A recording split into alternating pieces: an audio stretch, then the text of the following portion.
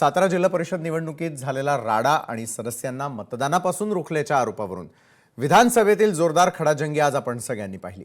बरं, या प्रकरणी उपमुख्यमंत्री एकनाथ शिंदे यांनी सभागृहात वस्तुस्थिती मांडत असताना पोलीस प्रशासनावर गंभीर ताशेरे ओढले।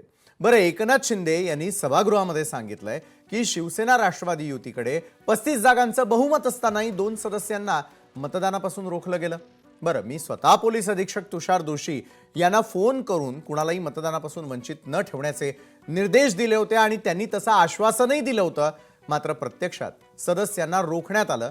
हे दुर्दैवी आहे असं शिंदे म्हणाले। यावर उत्तर देताना मुख्यमंत्री देवेंद्र फडणवीस यांनी सरकारची भूमिका स्पष्ट केली आहे। साताऱ्यामध्ये नेमकं काय घडलं याची सखोल आणि योग्य चौकशी केली जाईल। जर पोलीस प्रशासनाकडून किंवा अन्य कुणाकडून नियमांचं उल्लंघन झालं असेल तर त्यांच्यावर निश्चितपणे कारवाई केली जाईल असं आश्वासन मुख्यमंत्र्यांनी सभागृहाला दिलं। मतदानापासून कुणालाही वंचित ठेवता येत नाही। उलट कोर्ट देखील ऑर्डर करतं की मतदानाला पाठवा म्हणून। तर अशा परिस्थितीमध्ये जेलमधूनही येतात मतदान करायला। तर अशा परिस्थितीमध्ये कुठल्याही परिस्थितीमध्ये मतदानापासून त्यांना आपण वंचित ठेवू नका, ठेवता येणार नाही। SP मला म्हणाले असं काही होणार नाही, त्यांना वंचित मी ठेवणार नाही। DG मला म्हणाले, मी त्यांना फोन केला आहे, मी तुषार दोशी यांच्याकडे खात्री देखील केली की मला DG साहेबांचा फोन आलेला आहे आणि मी कुठल्याही परिस्थितीमध्ये अशा प्रकारचं याला मतदानापासून आमचे लोक थांबवणार नाहीत। मी त्यांना सांगितलं, तुमचे लोक तिकडे गेटवर थांबलेले आहेत अशी आमच्या लोकांनी माहिती दिलेली आहे।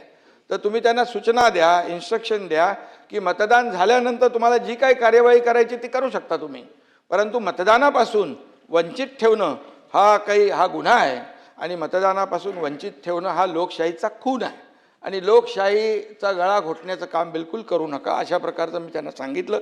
ते बोलले असं काही होणार नाही। परंतु महाराष्ट्राच्या इतिहासामध्ये अशा प्रकारची परिस्थिती पहिल्यांदा आपण पाहिलेली आहे। कारण कुठल्याही परिस्थितीमध्ये अशा प्रकारची परिस्थिती मतदानापासून वंचित ठेवणं हे आतापर्यंत इतिहासामध्ये पहिल्यांदा आहे आणि त्यामुळे मला जे माहिती होतं ते आणि मी त्यांना फोन केले होते म्हणून तुमच्या निदर्शनास मी आणू इच्छितो।